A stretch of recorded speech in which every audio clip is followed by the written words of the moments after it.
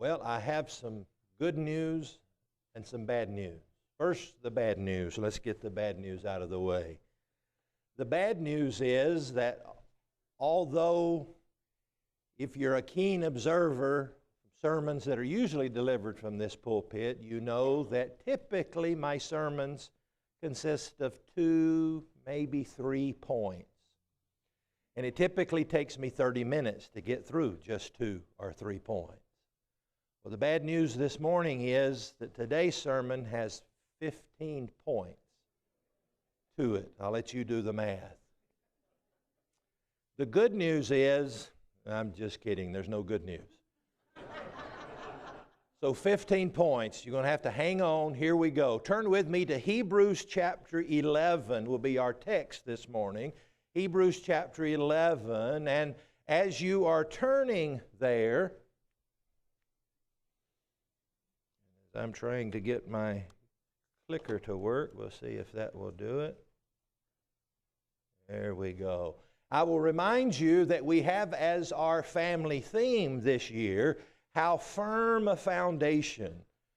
Scripture speaks, and we understand the importance of not just a foundation, but a well-built and well-established foundation. And we've been trying to emphasize that this year, the importance of the foundation of our faith and the importance of that is seen in our faith. And so during this quarter, we're talking about the foundation of faith. And so we've been emphasizing the subject of faith and what is the foundation of our, or should be, of our lives, the foundational aspect of our relationship to God, and that is faith.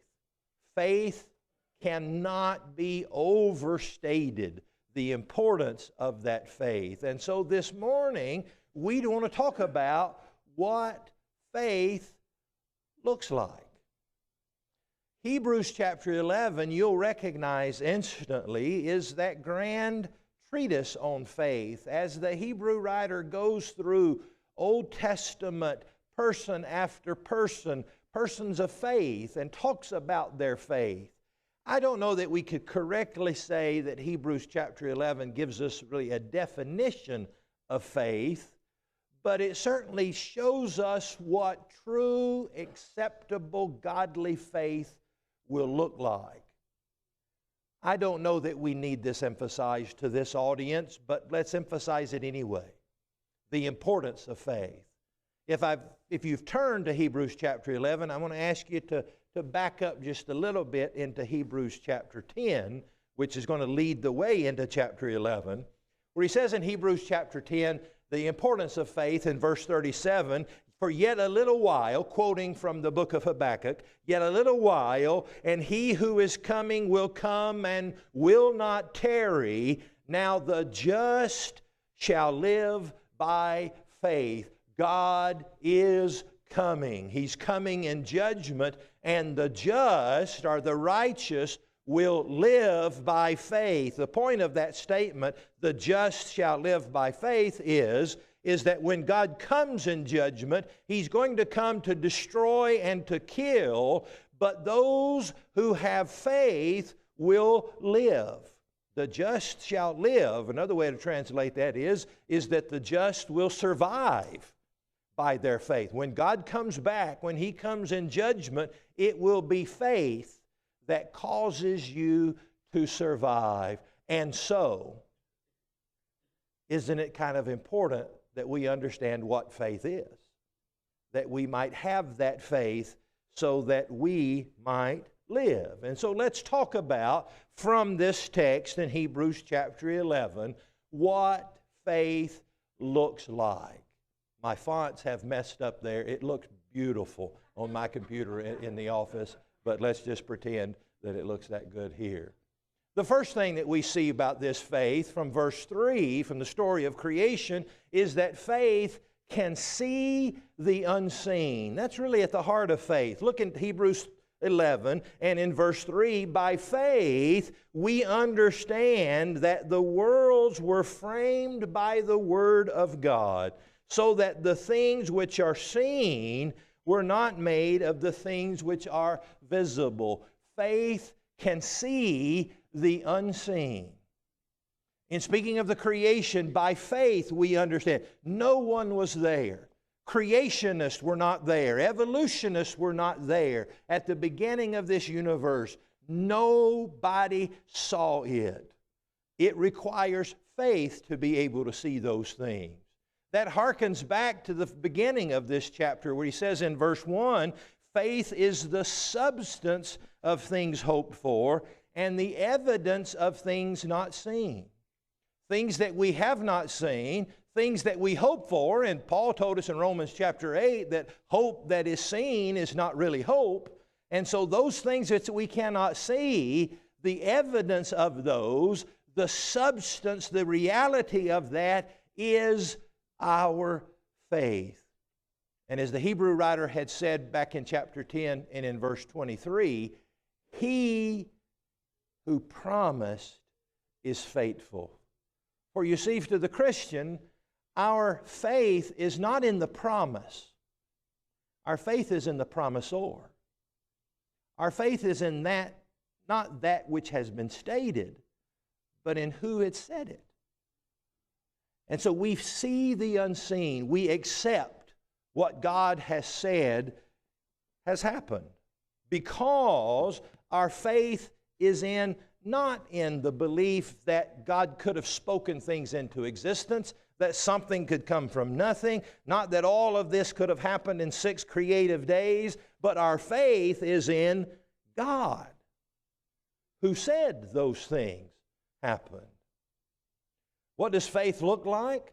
He tells us in verse 4 in the story of Abel that faith will do what it is told. Verse 4, by faith Abel offered to God a more excellent sacrifice than Cain, though through which he obtained witness that he was righteous, God testifying of his gifts, and through it he being dead still speaks. This harkens back, of course, to the very early story of Cain and Abel, who both offered sacrifices to God. Cain offered a sacrifice in his specialty, that is, from the crops of the field. Abel offered a sacrifice in his specialty, that is, from the flocks that he was tending to. And the text really doesn't tell us why, but the text tells us that God accepted Abel's sacrifice and rejected Cain's sacrifice. The Hebrew writer gives us a hint here when he says it was by faith. And so something about the sacrifice of Abel was offered through faith. Something, obviously, about the sacrifice of Cain was not. I think there's 2 reasonable conclusions. One conclusion that we can draw from this is that God had specified, here's what I want offered. Abel offered what God specified. Cain went another way. The other possibility is that God either had not specified or had said you could offer either one. Later, under the old law, both would have been acceptable in different times and different sacrifices. But the by faith part was, as in the old law, as in new law, the sacrifice must come from a place of the heart. Not just what is offered is important, but how it is offered. And so it is also possible that the by faith is that Abel offered it from a place of love and of reverence to God, and Cain simply did not. But the distinction there is one was offered by faith and one obviously was not offered by faith. And so Abel did what he was told to do. And that's what faith does. Faith not just believing in the existence of God, not just simply trusting in God, although that's the foundational definition of faith, but faith also will do what the person in whom we've put our faith and trust in tells us to do. In verse 5, in the story of Enoch, it says, by faith Enoch was translated so that he did not see death and was not found because God had translated him. For before his translation, he had this testimony that he pleased God. Enoch's one of those minor characters in Genesis chapter 5. Just in that genealogy, we're told about the story of Enoch. And the most fascinating thing about Enoch is what the Hebrew writer says here, that he did not die in some way. God just kind of took him. But the fascinating thing about that story is not the translation or just taking of Enoch, but the statement in Genesis chapter 5 where it says simply but beautifully that Enoch walked with God. In fact, it says he walked with God 300 years. Isn't that a beautiful way to describe the relationship that Enoch had with God? He walked with God. That speaks a lot of things, doesn't it? I think we could press that point and say that it means that Enoch walked where God wanted him to walk, that God was in the lead in this journey.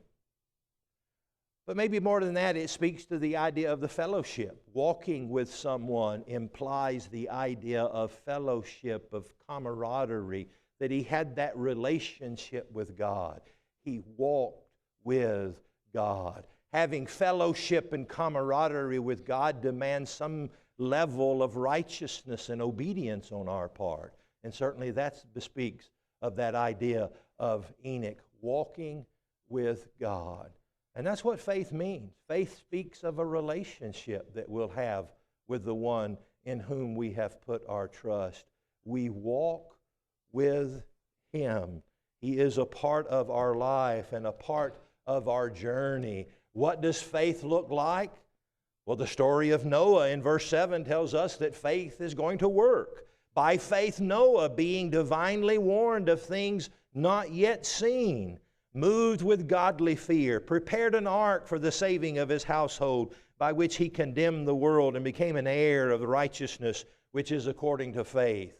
There's a lot of lessons just in that one verse that we could pull out and talk about Noah and Noah's faith. But the one I want to just look at is the idea that Noah worked.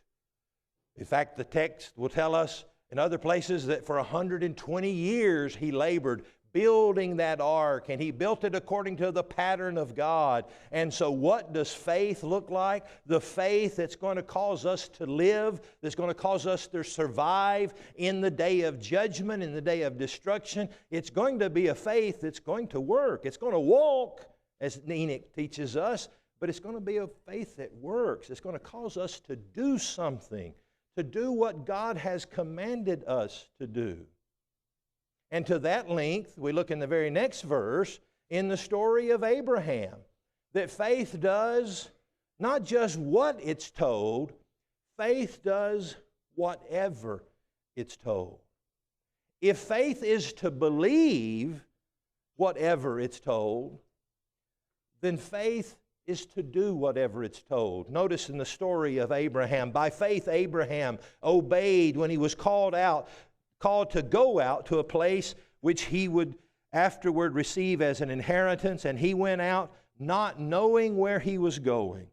By faith he sojourned in the land of promise, as in a foreign country, dwelling in tents and with Isaac and Jacob, the heirs of him with the same promise. For he waited for the city who has foundations, whose builder and maker is God. We've talked about this before, and it's no great revelation to you of just the great demand that was upon Abraham. Abraham, I want you to leave probably the only place on earth that you've ever known. When we compare the differences throughout generations, you know, you and I, when we go on a journey, well, first of all, you and I go on a journey, we know where we're going, don't we? And not only do we know where we're going, but if you're like me at least, if you're going somewhere you've never gone before, you have the benefit. Used to, we had guidebooks. You could go to the library. Now you just have the internet, and you can Google, and you can see all of those places, virtually at least, before you go there. If you're real detail-oriented, you could pull up Google Maps, and you can see the bus station you're going to come out of and the front entrance of the hotel you're going to stay in. You know what all of that looks like. And so there's not going to be any surprises to that. You know the best restaurants there and the hotels and the parts of town you're not supposed to go in when it gets dark at night and all of those things. But Abraham most likely had spent his whole life in his family's homeland and had never seen and knew nothing of any other place. And God said, go. Leave your family and its wealth and go to a place that you know nothing about. And Abraham did it. True faith is true surrender. It doesn't say, God, I will do what you say as long as I want to. I'll do what you command as long as it lines up with what I have outlined for my life. It doesn't say, I'll have faith in you, God, but I'm not going to do that. It says, wherever you send, I will go. Whatever price you demand, I will pay. And whatever you say, I will do. That is faith. And faith accepts what it is told. Look at the story of Sarah in verses 11 and 12. By faith, Sarah herself also received strength to conceive seed, and she bore a child when she, here's the understatement of chapter 11, when she was past the age, because why did she receive that? Because she judged him faithful who had promised. Again, the emphasis is upon not that the promise was believable, but the promisor is believable, because she judged him faithful who promised. Therefore, from one man, and him as good as dead, were born as many as the stars in the multitude, innumerable as the sand which is by the seashore. It would have been easy. In fact, for a moment, Sarah did doubt the promise that God had made to her, to say, not only are you not going to be able to make a great nation, multitude of descendants, but you're not going to be able to make even one. But because ultimately and finally they had faith in God, we accept, because our faith is in God, we accept whatever we are told by that God. Now, skip down to verses 17 and 18, the story of Abraham. Faith will sacrifice. By faith, Abraham, when he was tested, offered up Isaac. And he who had received the promises offered up his only begotten son, of whom it was said, in Isaac your seed shall be called. By faith, Abraham offered up Isaac. We could expand upon that point in the life of Abraham. If you go back and study the life of Abraham, beginning in Genesis chapter 12, much of the study of the life of Abraham, because of the call that we talked about earlier, is a journey. Abraham went on a journey. God called him out of Ur of Chaldees. And if it worked out this way, if you were alive at that time and you had wanted to go with Abraham, but you missed out. You were late showing up when Abraham and Lot and the rest of the family left. And you said, oh no, I missed it. I wanted to go with Abraham. I wonder if I can find him. I wonder if I could follow and find Abraham. How would you have tracked Abraham in that day? Here's the hint. Just follow the altars. Go back and read that text. Everywhere Abraham went and stopped, he built an altar to God. That's how you could have tracked Abram on that journey, because everywhere he went, he stopped and he worshiped God. He stopped and he offered a sacrifice to God. And then when God called upon him to make the ultimate sacrifice, he willingly submitted. We've made this observation before. When God called upon Abraham to make that sacrifice of Isaac, the text says, almost in what we might consider to be a throwaway line, but I think it's significant, that the next day it says of Abram, it says that he arose early in the morning and took Isaac and made the journey to sacrifice. He didn't put it off.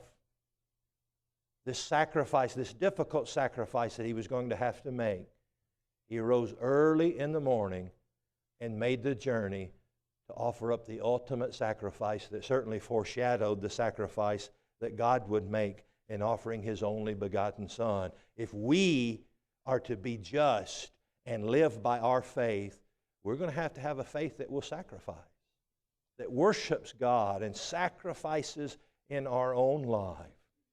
When we read further in the text, we realize, and through the story of Isaac, that faith will change things. It not only demands things in our life, but it changes things in our life. By faith, Isaac blessed Jacob and Esau concerning things to come. We don't have time to go into detail of that story, but you know when he blessed Jacob and Esau, that got turned around.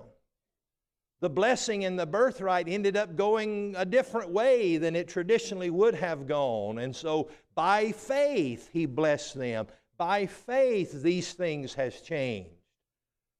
And I hope you've experienced this in your life. Faith can change things. When you're down and out and you have nowhere to turn, faith can turn that around. When you've done the unthinkable and you think no one will love you or forgive you for what you have done, faith can change things. When you think you're worthless and you have nothing to offer, nothing to contribute to society, certainly to the kingdom of God, faith can change things. And so faith is not just something that we offer to God, but it is something that God has offered to us, an opportunity to believe in Him and therefore to change our lives drastically and for the better. Faith worships.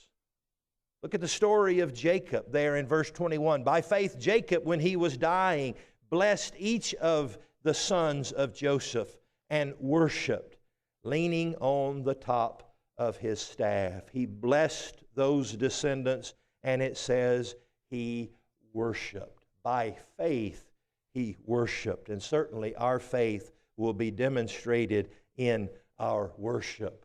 The very next verse, in verse 22, tells us about the story of Joseph. By faith, Joseph, when he was dying, made mention of the departure of the children of Israel and gave instructions concerning his bones. You'll remember the descendants of Abraham through Isaac and Jacob, whose name was changed to Israel, how they made their way into Egypt because of the work of Joseph. And they sojourned there in Egypt. But Joseph, who had brought them there, knew that God had a plan. And so as he was dying, he made the prophetic demand or request, and he says, you're going to leave this place. And when you do, take me with you. Another way he could have said that is, I'm dying, and when you bury me, don't bury me too deep. Because when you leave, I want you to dig me up and take my bones with you. He saw beyond death. He knew that that was not his final resting place. He knew that God had a greater plan, that God was going to deliver them from that land and fulfill that promise to Abraham. And we can make those connections so easily, can't we? And so when it's time, if you're a faithful child of God, if you have the faith that will cause you to survive on the day of judgment, when it comes your time to pass, tell your family this: bury me, but don't bury me too deep. Because I'm not going to stay here. Because God has a better plan.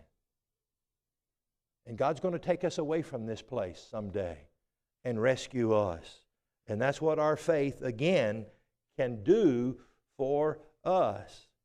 We have the story of, though they're not mentioned by name, Moses' parents in chapter 11, verse 23, by faith Moses, when he was born, was hidden 3 months by his parents because they saw he was a beautiful child, and they were not afraid of the king's command. A lot of lessons in that one about Amram and Jochebed, Moses' parents, but it says that they hid him. In other words, faith does what it can. It wasn't necessarily a grand action. They didn't see that Moses was going to be the deliverer, that Moses was going to be this grand person, that he was going to be integral in the plan of God. But they did what they could to rescue their child, to do what was right, to do what was good, to preserve life. And faith in our life will do that. Faith will do what it can. You may not see it as being some grandiose part of the wonderful plan of God, but faith will cause you to do what you can. No matter how big or how small it might be, either in your life or in the plan of God. We look down to the next verse, verse 24, in the story of Moses. Moses, by faith, when he became of age, refused to be called the son of Pharaoh's daughter, choosing rather to suffer affliction with the people of God than to enjoy the passing pleasures of sin, esteeming the reproach of Christ greater riches than the treasures in Egypt, for he looked to the reward. Moses teaches us that faith does not compromise. Now, it bears stating here at this point that sometimes compromise is good. Sometimes we need to compromise. Sometimes we need to get along. We're all going to leave this building and go to lunch, and the tradition nowadays is we go out to eat. And if you're going out to eat with somebody else, what's the conversation? Where do you want to go? I don't know. Where do you want to go? I don't care. You say. And we debate that back and forth. Well, I want to go here. Well, I'm not in the mood for that. And we debate that back. And so maybe some compromise. And that's a good place. It's all right to compromise when it comes to those things. And so sometimes compromise is good. Not only good, it's the way to do things. But when it comes to the lesson that we learn here from Moses, that he refused, that when it comes to our principles, when it comes to our morality, when it comes to our relationship to God, we will not bend. And at a time and a society and a culture that is making greater and greater demands upon us to compromise, not just compromise, but to absolutely reject our faith and to conform to this world and this society, it's time for us to be a Moses and to esteem the riches of Christ greater than the riches of this world. That I will stand up for what is right in a meek, loving, compassionate way. But when it comes to the principles that God has laid forth, my faith will not compromise. Verse 29, still on the story of Moses, faith can work wonders. By faith, when they passed through the Red Sea as by dry land, whereas the Egyptians attempted to do so, were drowned. Faith can work wonders. Faith changes things. We saw in the story of Isaac and Jacob and Esau, but it can work wonderful wonders. I've seen that in my life. I've seen that in the lives of others, of faith doing things that I never thought would be possible, of transforming lives that I thought were hopeless, of accomplishing great things that I thought were undoable. Faith works wonders. The question is, will you let it work wonders in your life? Story of Rahab. Maybe one of those surprising people on this list. Verse 31, by faith the harlot Rahab did not perish with those who did not believe when she had received the spies with peace. What's a lesson we can learn from the faith of Rahab? Faith works with all types. She was a Gentile, not a Jew. Not only that, but she's identified here as being a harlot. But by faith, she makes this list and makes a far more important list than the gospel story. Faith works with all types. Faith is not just for that exclusive few that just need to make minor changes in their life to be godly and to be Christ-like. Faith will work on everybody if we'll submit in faith. Lastly, in summing up in verses 32 and following, in these martyrs, he says, "And what more shall we say? For the time will fail me to tell of Gideon and Barak and Samson and Jephthah, also of David and Samuel and the prophets, who through faith subdued kingdoms, worked righteousness, obtained promises, stopped the mouths of lions, quenched the violence of fire, escaped the edge of the sword, out of weakness were made strong, became valiant in battle, turned to flight the armies of aliens. Women received their dead raised to life again, and others were tortured, not accepting deliverance that they might obtain a better resurrection. Still others had trials of mockings and scourgings, yes, of chains and imprisonments. They were stoned, they were sawn in two, were tempted, they were slain with the sword. They wandered about in sheepskins and goatskins, were destitute, afflicted, tormented, of whom this world was not worthy." Faith sometimes will cost us. When we decide, like Moses, that we're not going to compromise and we're going to make a stand, and that this is a hill worth dying on, sometimes we'll have to die on that hill. And it will cost us. But as he said, we do that not just out of nobility, not just out of courage and pride, but we do that, as he says, hoping for a resurrection, hoping for a better life, a better city, whose builder and maker is God. One thing that we notice in this chapter on faith, of all of these men and women of faith that are listed here, one overarching principle we see about faith is that faith looked forward. It looked forward to something else. And our faith must do that. If it's the type of faith that will cause us to survive on that day, it must look forward, to see the unseen and to do the undoable. Would you walk by faith as Enoch did? Would you obey the Scriptures? Would you do whatever faith demands of you to do in your obedience to the gospel? Can we help you with that this morning? Would you do whatever it takes to survive by faith? Can we help you with that this morning as together we stand and as we sing?